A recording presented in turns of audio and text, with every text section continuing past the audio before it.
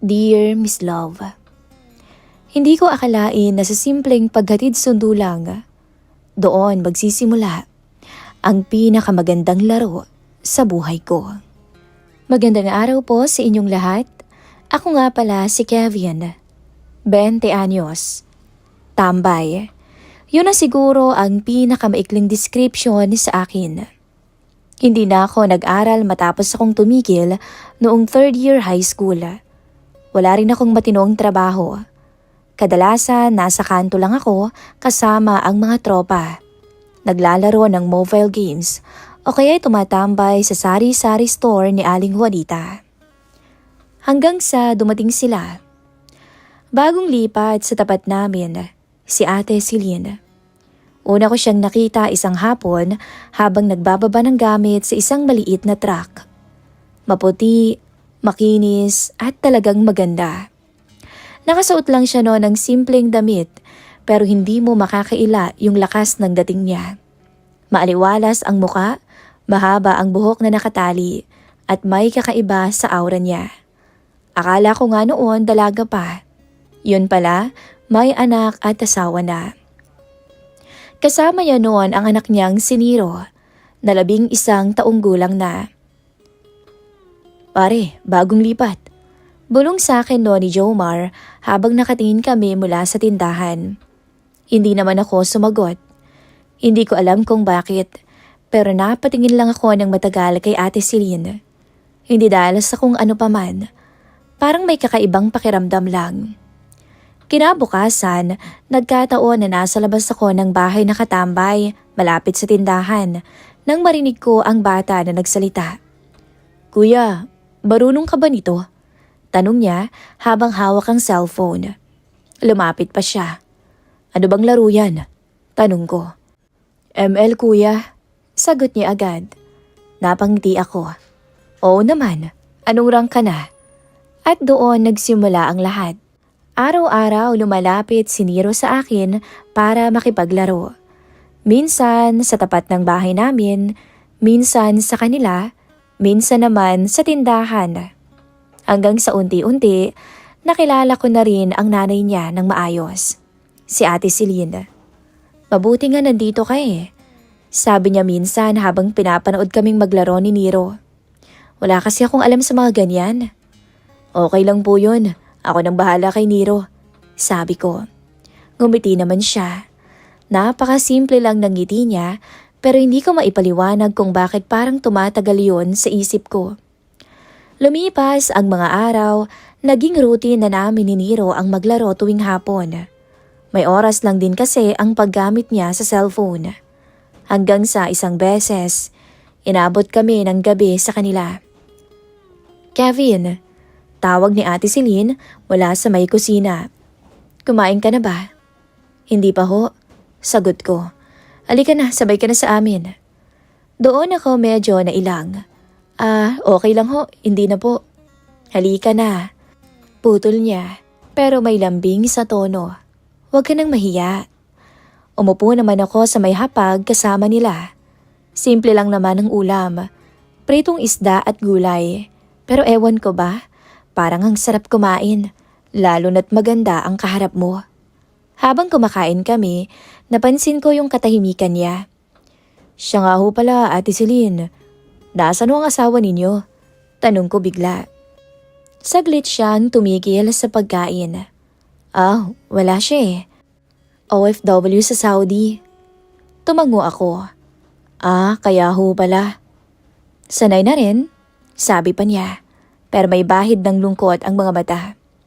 Hindi ko na tinuloy yung usapan, pero simula noon, parang mas naging maingat ako sa kanya. Isang umaga, habang nasa labas ako, nakita ko siyang may inaayos sa tricycle nila. Lumapit naman ako. Ate Celine, may problema po? Kevin, sabi niya. Hindi ko kasi alam paano to gamitin eh. Tiningnan ko naman yung tricycle. Ayos naman at mukhang hindi naman sira. Hindi ko alam kung saan ako kumuha ng lakas ng loob, pero bigla akong nagsalita. Marunong naman akong mag-drive ate. Napatingin siya sa akin. Talaga? Oo naman, kung gusto niyo eh. Warm up ko na lang to pag pumupunta ako dito para hindi naman masira. Para pagdating ng asawa niyo maayos pa. Sayang naman kasi kung ititenga lang dito at hindi rin naman gagamitin. Saglit siyang natahimik, parang nag-iisip. Tapos ngumiti. Kung gusto mo naman, edi ikaw na lang ang maghatid sundo kay Nero. Parang natigilan ako. Ho? Babayaran kita. Dagdag niya. Kesa naman nakatambay lang yung tricycle, di ba? At least magagamit mo pa. Kung may pupuntahan ka, pwede mo lang hiramin.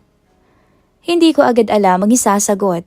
Hindi naman dahil sa pera, kundi dahil sa idea na araw-araw ko siyang makikita. Okay lang naman po sa akin. Sagot ko sa huli. Simula noon, nagbago ang routine ko. Tuwing umaga, ako na ang naghahatid kay Nero sa school. Tuwing tanghali, sinusundo ko rin siya. Minsan, sinasamahan pa kami ni Ate Celine papunta o pabalik, lalo na pag may meeting sa school. Sa bawat biyahe, unti-unti kaming nagkakausap. Siya nga pala, Kevin. Bakit ka nga pala tumigil sa pag-aaral? Tanong niya minsan, habang naghihintay kami sa pag-uwi ni Nero. Napabuntong hininga naman ako. Wala po, nawalan lang talaga ako ng gana. Sayang naman, sabi pa niya. Mukha ka namang matalino. Napangiti ako kahit papaano. Hindi po totoo yun, mukha lang. Napatawa siya. Totoo, sagot niya. Doon ko unang narinig yung tawa niya ng ganun. Hindi malakas pero nakakabighani. At mula noon, parang may nabuo sa pagitan naming dalawa. Hindi ko pa maipaliwanag kung ano. Hindi siya basta kapitbahay lang. Hindi siya basta nanay ni Nero.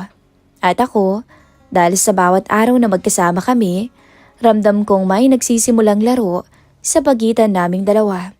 Isang laro na hindi ko pa alam ang patutunguhan. Pero sigurado ako sa isang bagay. Hindi na ito simpleng paghatid sundo lamang sa anak niya. Monday noon, nang mas maaga akong gumising kaysa sa nakasanayan ko.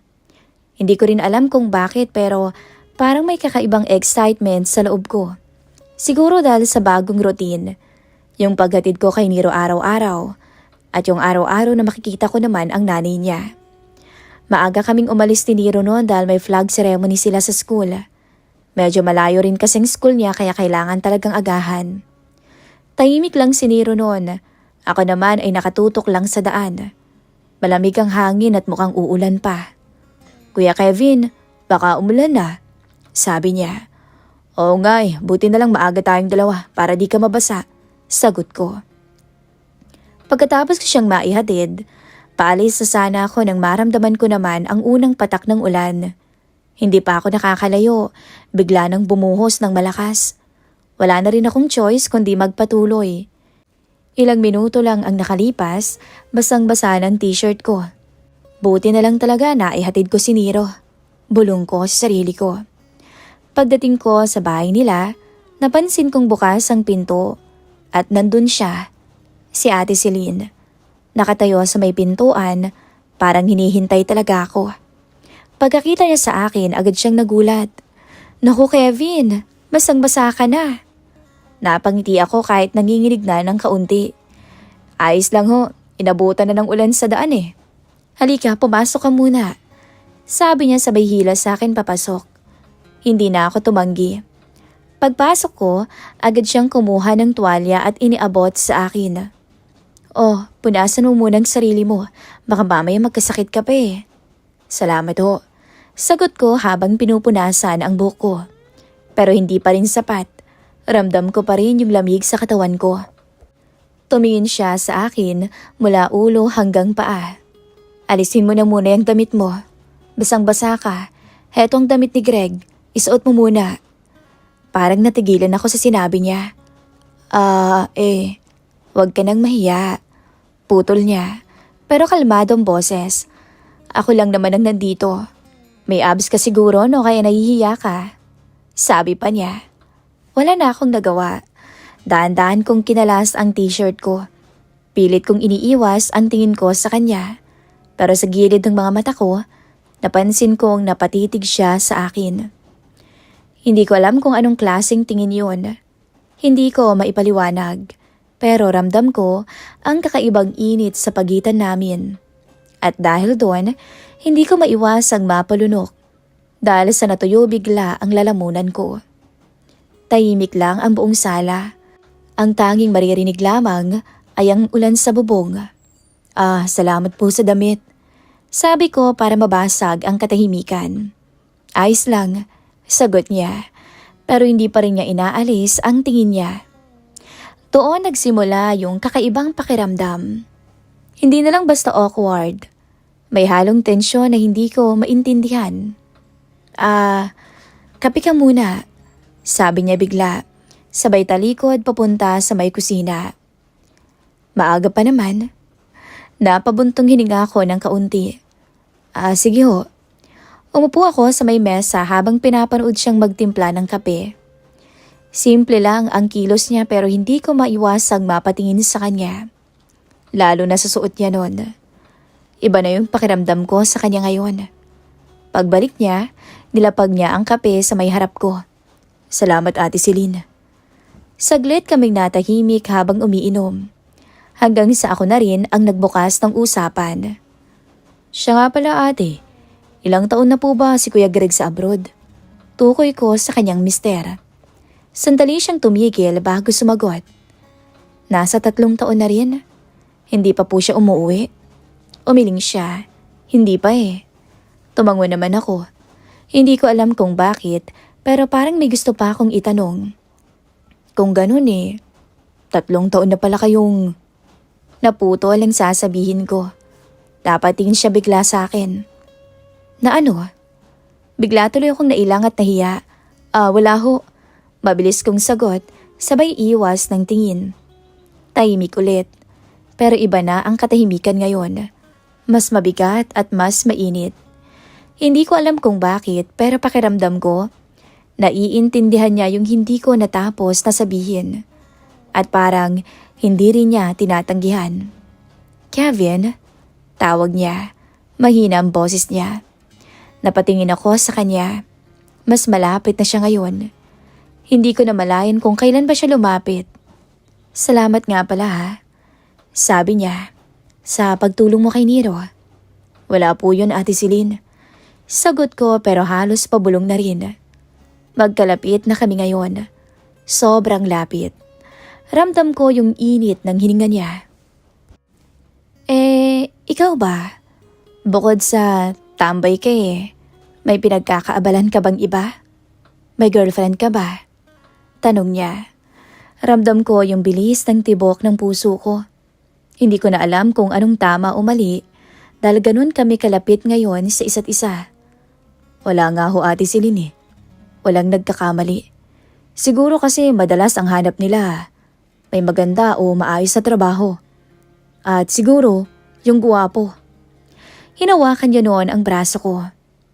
Bakit? Guwapo ka kaya Kevin? At ang laki ng muscle mo ha? Ano bang ginagawa mo?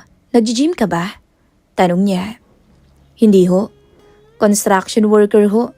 Kargador. Minsan, pwede ring tagapagtanggal ng uhaw ng naiwang asawa. Basta gusto ng babae. Sabi ko. Hindi ko alam ba't ko nasasabi ang mga yon. Basta ang alam ko lang noon, hindi ko mapigilan ang sarili ko, Miss Love. Kung ganoon, pwede ka palang magtrabaho sa akin habang walang asawa ko, no? Biro pa niya. Oo naman, basta tawagin mo lang ako kung may ipapatrabaho ka sa akin. Talaga? Okay, sige, sabi niya. Tapos doon ako nagulat. Kasi bigla niyang hinalikan ang labi ko. Hindi na ako nagpakipot noon, Miss Love. Palay nang lumalapit sa manok, kaya sinunggaban ko na. Hindi ko makakalimutan ang nangyari sa amin. Dahil iba pa rin talaga pag ang nakakasalo mo sa kama ay isang sabik na asawa. Lalo na yung may asawang nasa abroad o kaya naman asawa ng seaman. Sila ang mga babaeng sabik. Sa mesa sa kusina, hindi na namin alintana ang natapon na kape. Dahil ang atensyon naming dalawa ay kapwa na sa labi na ng isa't isa. At doon, bumigay sa akin ang asawa. ng isang OFW. Doon tuluyang nagsimula ang laro namin. Isang lihim na ugnayan na hindi dapat mangyari pero nangyari pa rin. Sabado noon, bandang hapon na. Nasa sala kami ni Nero, parehong tutok sa cellphone habang naglalaro ng online games. Halos magkatabi lang kami at tuwang-tuwa siya tuwing nananalo kami. "Kuya Kevin, ang galing mo talaga!" Sigaw niya habang tumatawa. Napangiti ako. "Ikaw kaya, ang galing-galing mo na rin maglaro ah." Ganito na halos lagi ang eksena namin tuwing weekend. Para na akong kuya niya, o mas higit pa nga roon. Habang abala kami, napansin kong dumaan si Ate Celine mula sa may kusina. Saglit siyang tumigil at tumingin sa amin. "Kevin," tawag niya. "Po, ate?" Sagot ko, hindi inaalis ang tingin sa screen. "May ipapatrabaho pala ako sa'yo mamayang gabi ha?" Doon na ako napatingin sa kanya. Ganun ho ba?" Tanong ko. Tumango siya na may bahagyang ngiti sa labi. "Kahit mga 9:00 ka na pumunta, para tulog na rin si Nero." Hindi ko napigilang mapangiti. "Ganun ba? O sige Ate Celine, ako nang bahala." Hindi na niya ako sinagot pagkatapos. Tumalikod na lang siya at naglakad papunta sa kwarto. Pero sapat na yung tingin na yun para maintindihan ko. Buong hapon, kahit naglalaro kami ni Nero, aminado akong lutang na ako. Paulit-ulit kasi sa isip ko yung sinabi ni Ate Celine. Eksaktong 9:00 ng gabi. Nandun na ako sa harap ng bahay nila. Tahimik na ang kapaligiran. Ilang ilaw na lang ang bukas sa loob nila. Dahan-dahan akong kumatok. Ilang segundo lang bumukas ang pinto. Siya agad ang bumungad sa akin. "Pasok ka na," mahina pa niyang sabi. Pagpasok ko, sinigurado muna niyang sarado ang pinto. Tahimik ang buong bahay. Wala ni isang ingay mula sa kwarto ni Nero. Gumagawa na siya ng assignment kanina pero pinatulog ko na rin kaagad. Paliwanag pa niya. Tumango lang ako. Hindi ko na alam kung anong sasabihin ko kasi hindi na rin naman kailangan ng salita. Muli, bumalik yung pakiramdam na una kong naramdaman nung araw na umuulan. Yung tahimik pero mabigat na tensyon sa pagitan naming dalawa ni Ate Celine. Magkalapit kaming dalawa. Hindi na kami nagpaligoy-ligoy pa. Agad naming sinunggaban ang labi ng isa't isa. At pagkatapos lamang ng ilang minuto, naabot namin ang sukdulan. At sa gabing iyon, lalo lang naming pinili na manatili sa kung anumang meron sa pagitan namin. Walang salitaan pero malinaw ang larong nagaganap. Kinabukasan, nagising na ako sa sarili kong kama. Napatingin ako sa kisame. Sandali akong natahimik. Parang hindi pa rin nagsisinkin sa akin ang lahat. Parang panaginip pero alam kong hindi. Dahil ramdam ko pa rin yung bigat ng nangyari kagabi. Napabangon ako. Napangiti ng bahagya pero may halong kaba. Ano ba to? Bulong ko pa sa sarili ko. Bandang tanghali, habang nakatambay ako sa labas, biglang sumulpot si Nero. "Kuya Kevin, tara laro na tayo." Napangiti naman ako. "O sige tara." Pagpasok ko sa bahay nila, narinig ko agad ang boses ni Ate Celine mula sa loob. May kausap siya, parang may ka-video call. "Oh, andito pala si Kevin eh." Narinig ko pang sabi niya. Napahinto ako sa may pintuan nila. Mahal, siya nga pala si Kevin, yung kapitbahay natin dito. Siya yung sinasabi ko sa'yo, yung naghahatid sundo kay Nero sa school." Doon ko siya unang nakita. Si Greg, ang asawa ni Ate Celine. Nasa screen ng cellphone, balbas sarado, mukhang matangkad at malaki ang katawan. Kahit sa video call lang, ramdam ko yung presensya niya. Ganun ba? Salamat Kevin ha? Sabi nito. Napakamot naman ako sa ulo. Wala pong anuman yun. Hindi ko alam kung bakit pero bigla akong kinabahan. Habang nakatingin ako sa kanya, may kung anong pumasok agad sa isip ko. Paano kaya kung malaman niya bigla? Ano kayang mangyayari sa akin? Napaisip ulit ako. Sa itsura pa lang niya, parang kayang-kaya niya akong durugin ah. Napailing na lang ako ng bahagya at napangiti sa sarili ko. Grabe ka naman mag-isip, Kevin. Bulong ko na lang sa sarili ko. Pero kahit pilit kong tinatawanan, hindi ko maikakaila. May takot din akong nararamdaman. Lumipas ang araw, dumating ang Monday. Balik ulit sa routine. Hatid kay Nero sa umaga, sundo sa hapon. Pero iba na ngayon. Sa bawat tinginan namin ni Ate Celine, may lihim na kaming alam. Isang bagay na kami lang ang may hawak. Bandang hapon, sumama siya sa amin. May bibili lang ako sa bayan. Sabi niya. Sige ate. Sagot ko. Sa likod ko na siya umupo sa tricycle. Tahimik lang ang naging biyahe.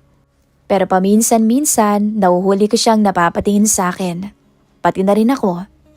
Nung pauwi na kami, bigla akong may naisip na isang lugar. Malayo sa mata ng iba. Doon ko siya dinala muna. Medyo nagulat pa nga siya nang mapansin niyang iba na ang daan. Oh, saan tayo pupunta, Kevin? Tanong niya. Hindi naman ako agad sumagot. Hanggang sa makarating kami sa isang abandonadong kubo. Napapalibutan na yun ng talahiban. Tahimik at halos walang dumadaan. Huminto ako sa gilid. Bumaba ako, tapos tinulungan ko rin siyang bumaba. Tumingin siya sa paligid. Aba, naman Kevin. Sa dami naman ang pagdadalhan mong lugar sa akin, dito pa talaga. Sabi niya pero may halong ngiti. Hindi ba tayo tutuklawin ng ahas dito? Dagdag pa niya na nag-aalala. Napangiti naman ako. Huwag kang magkalala Ate Celine. Sagot ko. Kung may tutuklaw man sa'yo, hindi yun ahas. Saglit siyang natahimik, tapos napailing at napangiti. Pilyo ka talaga Kevin ah. Lumapit siya ng kaunti. Tahimik ang paligid. Sulitin mo na yan. Dagdag pa niya. Mahina lang ang boses. Malapit na palang umuwi ang asawa ko eh. Sabay tawa niya. Pero gets ko na. Napangiti ako ng bagya. Huwag kang mag-alala Ate Celine. Alam ko rin naman ang limitasyon ko. Kaya pag dumating ng asawa mo, ekis na. Sagot ko. Nagkatinginan kaming dalawa. May halong biro, may halong seryoso. At sa lugar na yon, na malayo sa lahat, muling may naganap sa aming dalawa. Mas lalo naming pinili ang tahimik na lihim na kami lang ang nakakaalam. Isang laro na patuloy naming nilalaro kahit alam naming darating ang araw na matatapos din ang lahat. Mabilis lumipas ang mga araw, Miss Love. Hindi ko namalayan na ilang buwan na rin pala ang dumaan mula nung nagsimula ang lahat. Yung mga simpleng sandali, yung mga tahimik na usapan, yung mga sulyapan at yung mga desisyong hindi namin pinag-iisipan ng matagal. Unti-unti yung naging bahagi ng pang-araw-araw ko. Pero tulad ng lahat ng bagay na hindi dapat nagsimula, alam kong darating din ang oras na kailangan itong matapos. Isang gabi, tahimik kaming nakaupo ni Ate Celine sa sala nila. Tulog kasi si Nero at wala kaming ginagawa. Magkatabi lang. Siya nga pala Kevin. Mahina niyang tawag. Napatingin naman ako sa kanya. May kakaiba sa mga mata niya. Hindi na yung dati kong nakikita. Seryoso siya ngayon. Malapit nang umuwi si Greg. Parang biglang bumigat ang pakiramdam ko. Hindi na bago sa akin ang ideyang yun. Alam ko naman mula pa nung una na may asawa siya, na may babalik sa kanya. Pero iba pa rin pala pag nandyan na. Ganun ho ba? Sagot ko. Tumango siya. Doon na rin namin napag-usapan. Natapos na kung anong meron kami. Diretso at walang paligoy-ligoy. Walang kadramahan. At siguro, yun na rin ang kailangan. Hindi ko alam kung anong dapat kong maramdaman. Lungkot o baka konting ginhawa. Sa totoo lang, halo-halo. Okay lang yun sa akin ate. Sabi ko sa huli. Tumingin siya sa akin. Sigurado ka ba? Baka naman mamiss mo ko. Napangiti ako ng bahagya. Siyempre naman mamimiss kita. Pero siyempre, Alam ko naman ang limitasyon ko. At alam ko naman na simula pa lang kung ano lang to. Tahimik ulit kami. Pero this time, hindi na mabigat. Napakagaan ang usapan namin. Para bang may unti-unting nagiging malinaw sa pagitan namin. Salamat ha, sabi pa niya. Para saan naman? Tanong ko. Sa lahat, sagot niya. Hindi na ako sumagot kasi alam ko hindi na kailangan. Dumating yung araw na umuwi si Kuya Greg. Nandun ako nun sa labas, nakatambay lang, nang may humintong sasakyan sa tapat ng bahay nila. Bumaba siya. Mas malaki siya kaysa sa inaasahan ko. Napakatangkad, malapad ang balikat at may presensya talagang parang nakakatakot. Tama nga ako. Bulong ko sa sarili ko. Malaking tao nga. Lumabas si Ate Celine kasama si Nero. Masaya nilang sinalubong to. Nakatayo lang ako sa di kalayuan at pinapanood sila. Hanggang sa mapansin niya ako. Ikaw si Kevin no? Tanong niya habang papalapit. Napatuwid ako ng tayo. Oo, ako nga. Inabot niya ang kamay niya. Salamat sa paghatid sundo kay Nero. Nakipagkamay naman ako. Wala pong anuman yun. Maigpit ang pagkakahawak niya. Ramdam ko yung lakas. Sa loob-loob ko napaisip ako. Kung malalaman niya lang, kawawa siguro ako. Pero hindi. Hindi niya malalaman at hindi niya kailanman malalaman. Lumipas pa ang mga linggo, Miss Love. Nagbago ang takbo ng araw ko. Dahil bakasyon na sa school, wala nang hatid sundo. Pero paminsan-minsan, tumatambay pa rin naman ako sa kanila. Pareho pa rin ng dati. Naglalaro kami ni Nero, nagkukwentuhan, nagtatawanan. Wala namang nagbago. Si Ate Celine, ganun pa rin naman ang pakikitungo sa akin. Maayos at magaan. Pero wala na yung mga sulyapan. Wala na yung mga sandaling tahimik pero may ibig sabihin. At ako, tanggap ko naman yun. Minsan habang naglalaro kami ni Nero, napapatingin ako sa kanya mula sa malayo. Abala siya sa mga gawaing bahay. Normal, parang wala nang bakas ng lahat ng nangyari. At siguro, yun ang tama. Isang hapon, matapos naming maglaro ni Nero, nagpaalam na ako. Uwi na ako ate, sabi ko. O sige, ngumiti siya. Simple ngiti pero sapat na. Habang naglalakad ako pa uwi, napabuntong hininga ko. Hindi dahil sa lungkot, kundi dahil sa pagtanggap. May mga bagay talaga na dadaan lang sa buhay mo, hindi para manatili, kundi para mag-iwan ng alaala. At yung laro namin ni Ate Celine, isa na yun. Hindi perpekto, hindi tama, pero totoo. At mananatili yun sa akin, hindi bilang pagkakamali, kundi bilang parte ng kwento ng buhay ko. Isang lihim na ako lang ang nakakaalam. At siya. At kahit gaano pa katagal ang lumipas, hindi na yun mabubura sa alaala ko. Tahimik ko na lamang tong dadalhin habang buhay. Ito po ang aking kwento ng karanasan.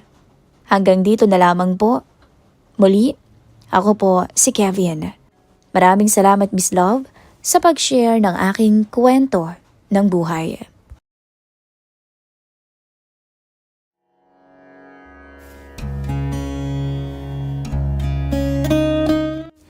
Dear Miss Love, magandang araw po sa inyong lahat. Itago niyo na lang po ako sa pangalang Leia. 20 years old na po ako at kasalukuyang nahinto sa pag-aaral dahil na rin sa kapos sa pera. At dahil nahinto ako sa pag-aaral, nagpasya akong doon muna magbakasyon kahit na ilang buwan sa tita kong si Erich, bunsong kapatid ng nanay ko. Summer noon, napakainit, maalinsangan.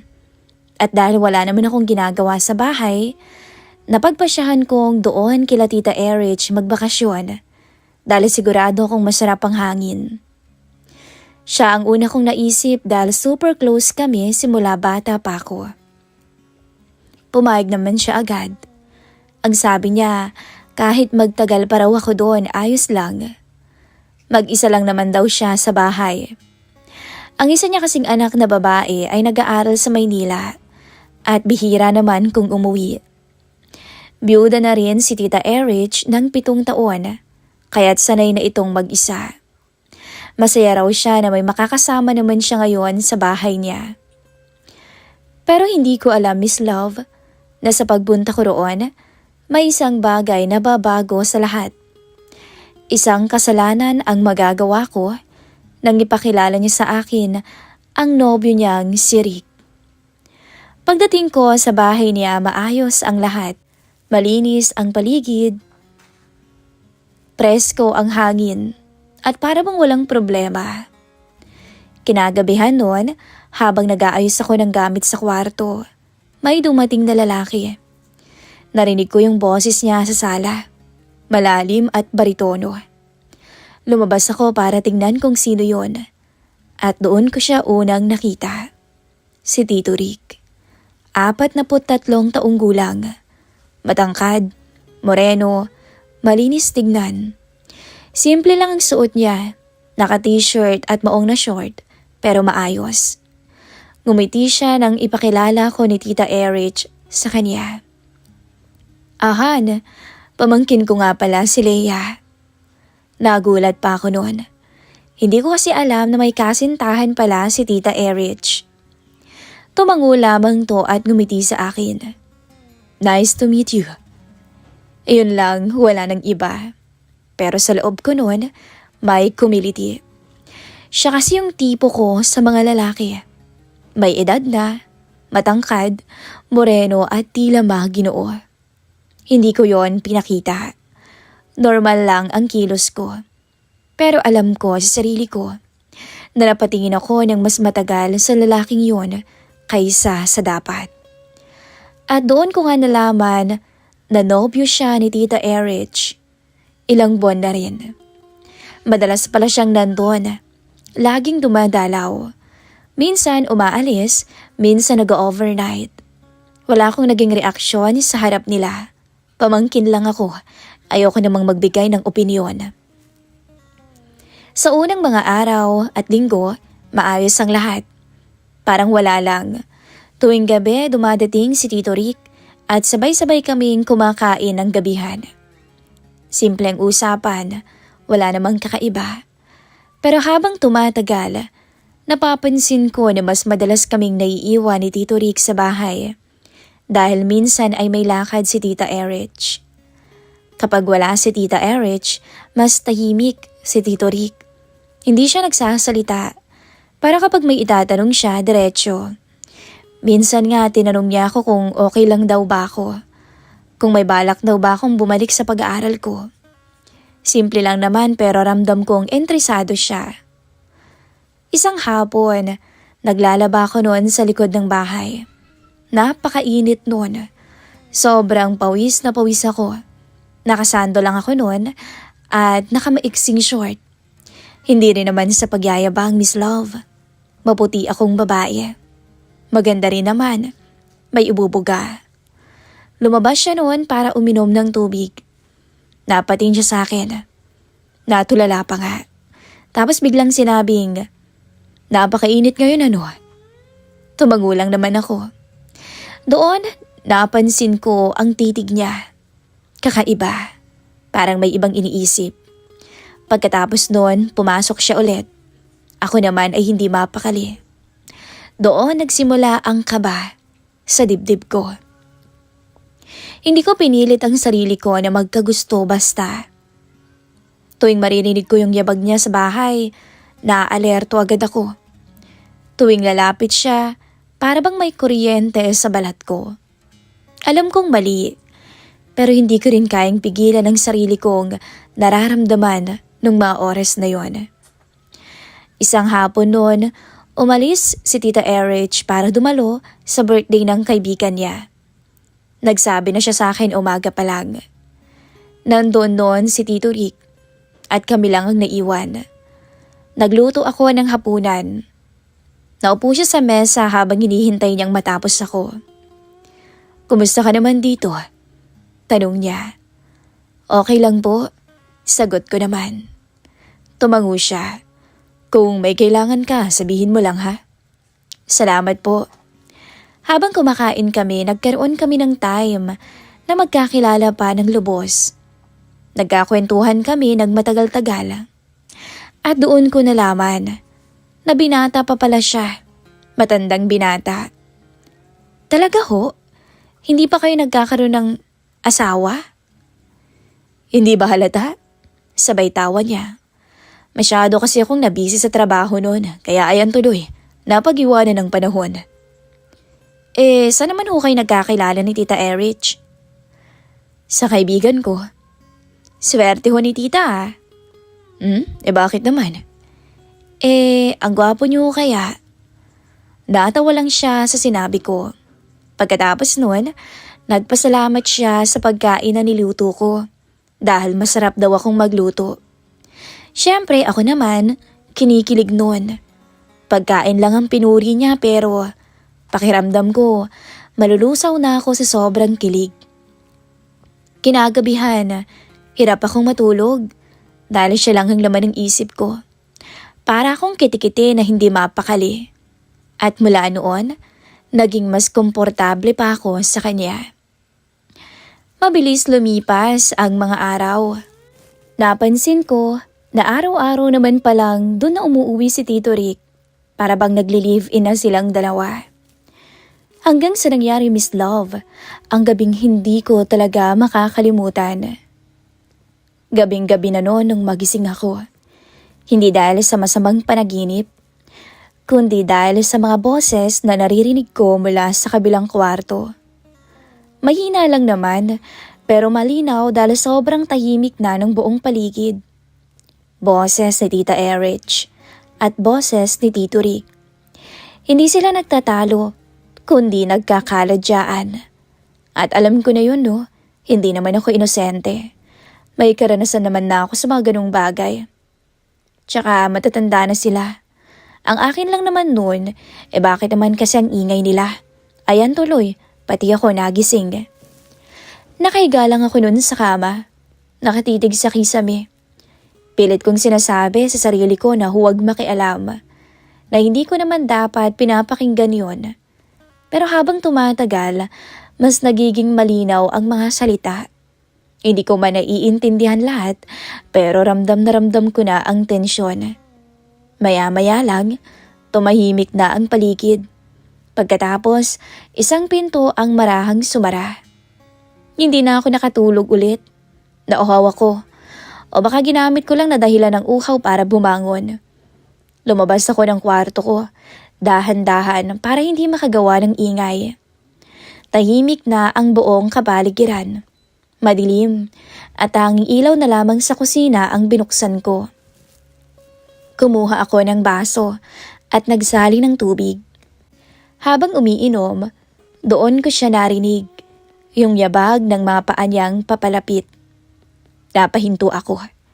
Hindi ko na kailangang lumingon pa para malaman kung sino yun. Si Tito Rick. Pumasok siya sa kusina. Walang pantaas. Nakapadyama. Mukhang pagod na pagod. Nagulat siya nung makita niya ako. Hindi ka patulog? Tanong niya ng mahina. Umiling ako. Nagising po, nauhaw lang. Tumango siya at lumapit sa ref. Kumuha rin ng tubig. Tahimik kaming dalawa pero ramdam ko ang bigat ng hangin. Para bang masikip ang kusina kahit maluwag naman. Narinig mo ba kami? Bigla niyang tanong. Hindi na ako nagsinungaling. Tumango na lamang ako ng bahagya. Kaunti lang ho. Napabuntong hininga siya. Uminom siya ng isang basong tubig tapos binaba ang baso. Pasensya ka na ha? Naku ayos lang po. Sagot ko. Saglit kaming natahimik ulit. Gusto ko nang bumalik sa kwarto ko. Dahil alam kong parang delikadong manatili. Pero bakit parang ayaw naman gumalaw ng mga paa ko? Maya-maya, lumapit siya ng kaunti. Sapat para maramdaman ko ang presensya niya. Hindi naman niya ako hinawakan. Pero nagsalita siya sa mababang tono. Leia? Alam mo ba na putol niya? Na ano po? Tanong ko dahil pinutol niya ang sasabihin niya. Wala, kalimutan mo na. Tito Rick naman, niloloko mo na naman ako eh. Wala, ang sabi ko ang ganda mo yata ngayon. Parang may kumiliti sa dibdib ko noon. Bola ka na naman. Nagkatinginan kami.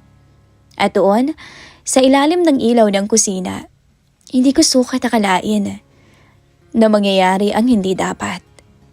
Hindi naman siya gumalaw agad, para bang pareho pa kaming naghihintay kung sino ang unang gagawa ng hakbang. Hanggang sa siya ang unang lumapit. Maingat lamang at mabagal na para bang binibigyan pa ako ng pagkakataong umatras. Pero hindi naman ako umatras. Hindi ko na maalala kung sino ang unang humawak. Ang alam ko lang noon, bigla na lang kaming nagkalapit. Leia, bulong niya, parang huling paalala. Pero hindi na ako sumagot pa. Ang mga sumunod ay ang sandaling hindi na namin malilimutan.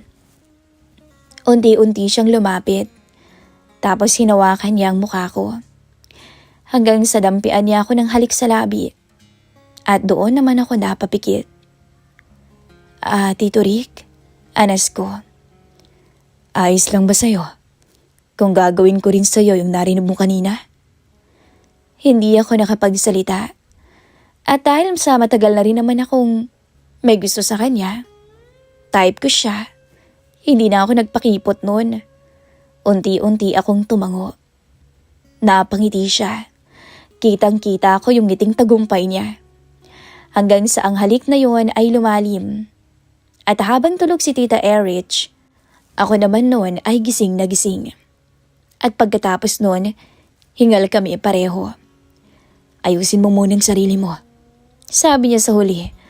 Pagkatapos ay bumalik ka na sa kwarto mo. Magpahinga ka na. Tumango naman ako at tahimik na umalis. Hindi na ako lumingon pa sa kanya. Sa loob ng silid ko, naupo ako sa may kama. Nanginginig pa ang kamay ko noon.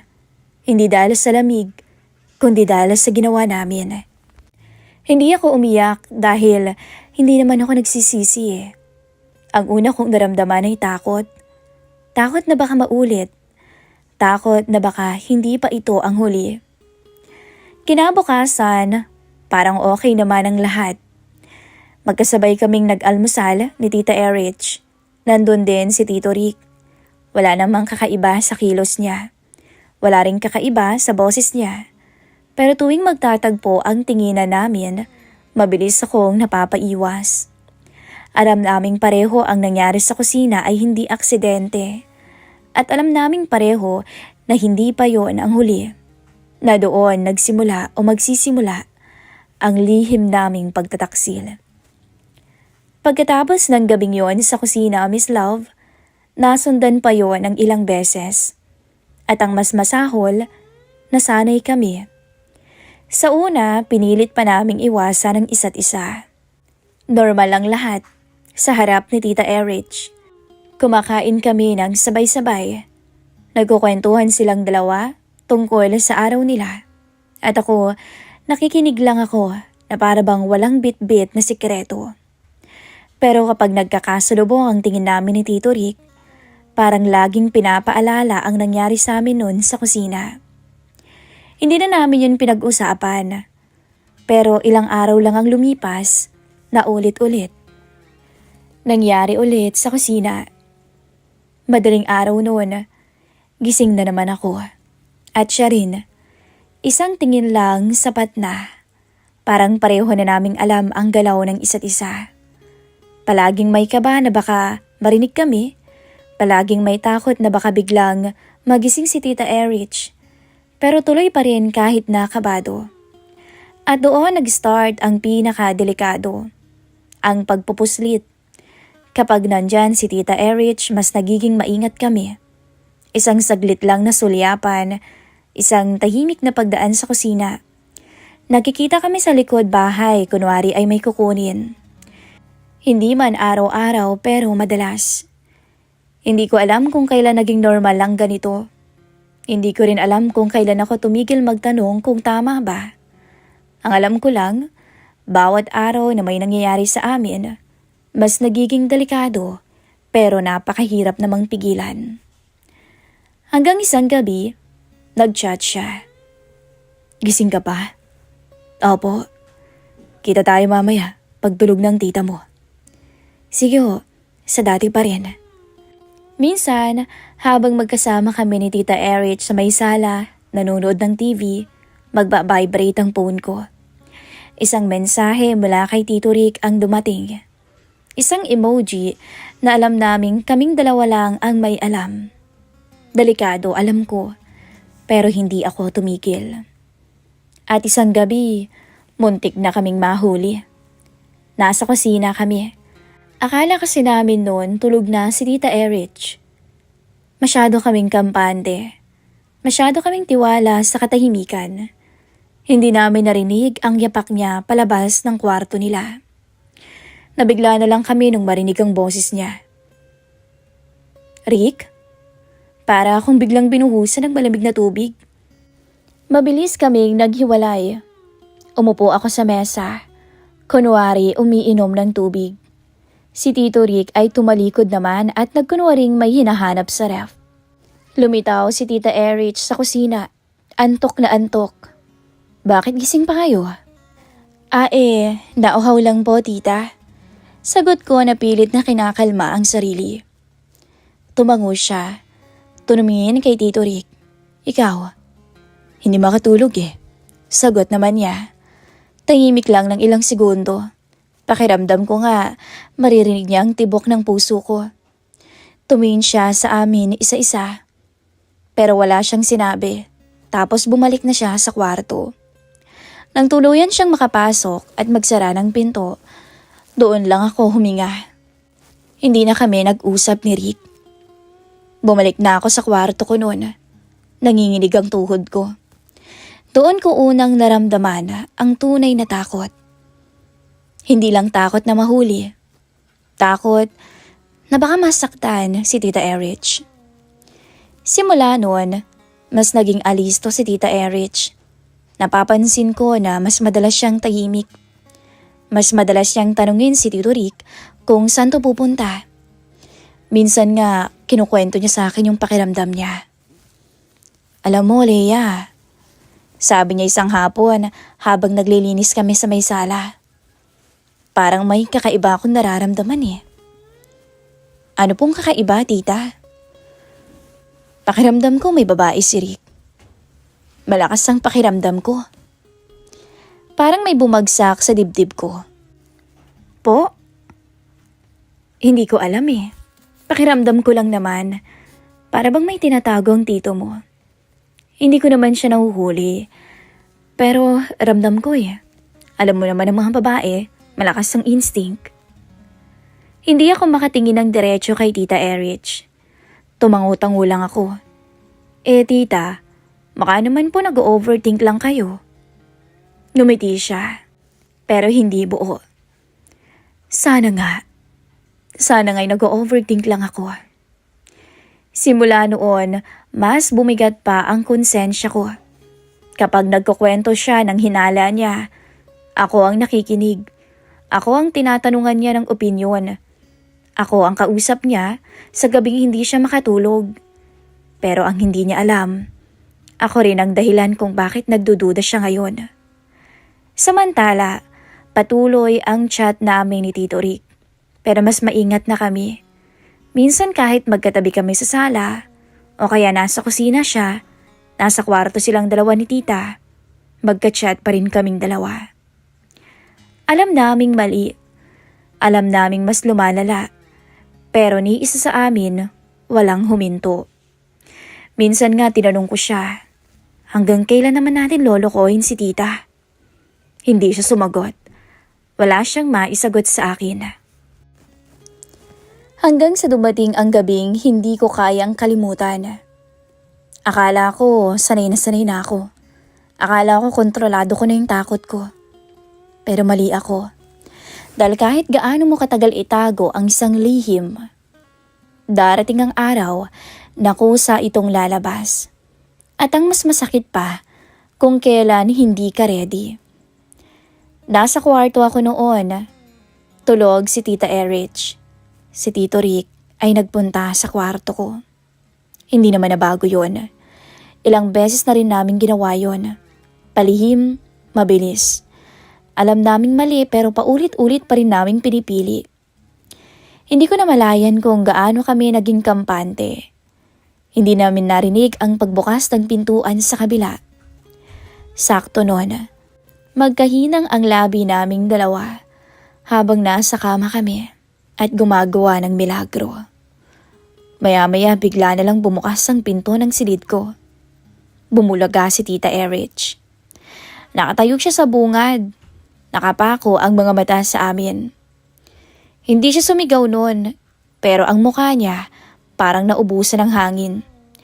Para bang biglang gumuho ang mundo niya sa harap namin. Leia? Mahina niyang sambit.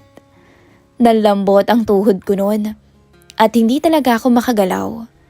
Si Tito Rick ang unang tumayo. Halatang nagulat, halatang naguluhan. Erich, pakinggan mo muna, sabi niya. Sumigaw si Tita Erich. Tumahimik ka, Rick. Doon na siya umiyak. Yung iyak na galing sa dibdib. Yung iyak ng sakit. Lumapit siya sa akin. Hindi naman niya ako sinampal. Tingin mo ba? Nanginginig ang boses niyang sabi sa akin. Ganito ka pinalaki ng nanay mo? Alea? Hindi ako makasagot. Bigla na lang akong lumuhod sa kama. Umiiyak pero walang lumalabas sa salita. Kinupkop kita. Alam mo bang tinuturing na kitang anak ko? Pinatuloy kita sa bahay ko, Leia. Hindi ko kayang tumingin sa kanya. Lumabas ka. Utos niya kay Tito Rick. Rich, narinig mo ba ako, Rick? Lumabas ka. Tahimik na lumabas si Tito Rick sa kwarto. Hindi na siya lumingon pa. Doon ko naramdaman na mag-isa na ako. Pagkatapos, isinara ni tita ang pinto. Bumaling siya ulit sa akin. Hindi ka nahihiya sa ginawa mo? Bukas na bukas din lumayas ka rito. Sabi niya, hindi kita kayang makita dito sa bahay na to. Naiintindihan mo ba ako, Leia? Hindi na ako umapila. Wala akong karapatan. Kinabukasan, hindi na kami nag-usap. Tahimik akong nag-empake ng aking mga gamit. Hindi niya ako sinisermonan. Hindi niya ako sinaktan. Mas masakit nga lang ang katahimikan kaysa sa anumang salita. Umalis ako ng bahay niyo na para akong magnanakaw. Mabigat ang dibdib ko. Hindi na ako lumingon pa. Umuwi ako sa bahay namin na pasan-pasan ang lahat. Sana pala, hindi na lang ako nagpunta roon.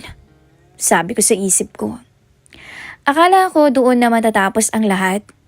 Akala ko makakahinga na ako pagkabalik ko sa bahay namin. Pero mas masahol pa pala ang naghihintay.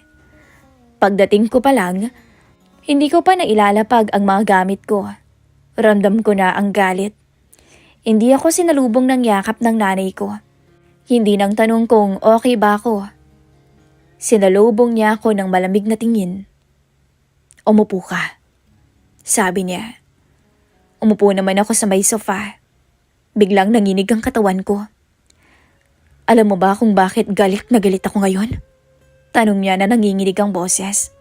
Umiling lang ako kahit alam ko na ang sagot. Nagmamaang-maangan ako. Tumawag ang tita mo. Lahat ng ginawa mo, sinabi niya. Parang may sumabog sa ulo ko. Sinumbong pala ako ni tita. Hindi ko inaasahan yun pero hindi na rin naman ako nagulat. Anak, nanginginig ang boses ng nanay ko. Pamangkin ka niya. Nobyo niya yun. Hindi ka nahiya sa sarili mo. Binaba mo ang sarili mo. Hindi ako sumagot. Mahiya ka pa ba Tanong niya. Doon na ako tuluyang umiyak. Umiyak ako hindi para ipagtanggol ang sarili ko, kundi dahil alam kong totoo ang sinasabi ni nanay. Hindi naman ako pinalayas ni nanay, pero ramdam kong nagbago ang lahat. Hindi na ako basta anak. Isa na akong kahihiyan sa bahay. Isang kwento na kinakahiya ng pamilya sa aming kamag-anak. Lumipas ang mga araw na parang walang kulay. Hindi na ako nag-chat kay Tito Rick. Hindi na rin siya nagme-message sa akin. Para bang sabay naming piniling tapusin ang lahat. Hindi dahil tama, kundi dahil wasak na ang lahat. Minsan nga naiisip ko, minahal kaya ako ni Tito Rick? O baka naman ginamit lang namin ang isa't isa para punan ang kalandian namin. Hanggang ngayon, hindi ko talaga alam ang sagot. Ang alam ko lang, may mga desisyong isang beses mo lang gagawin, pero habang buhay mo namang dadali ng epekto. Ito po ang maiksing kwento ng aking kalandian, Miss Kay. Hindi ito kwento ng pag-ibig, kundi kwento ng maling pagpili, maling oras at maling tao. Sa ngayon, balita ko, magkahiwalay ng dalawa. At ako eto, never nang kinausap ni Tita Erich. Hanggang dito na lamang po, Miss Love, ang isishare kong kwento sa inyong programa. Alam kong maraming magagalit. Alam kong maraming magsasabing, wala akong konsensya. Kaya nga ako nagsulat dito sa channel na ito, para kahit papaano, gumaan-gaan naman ang pakiramdam ko. Maraming salamat po. Muli, itago niyo po ako sa pangalang Leia.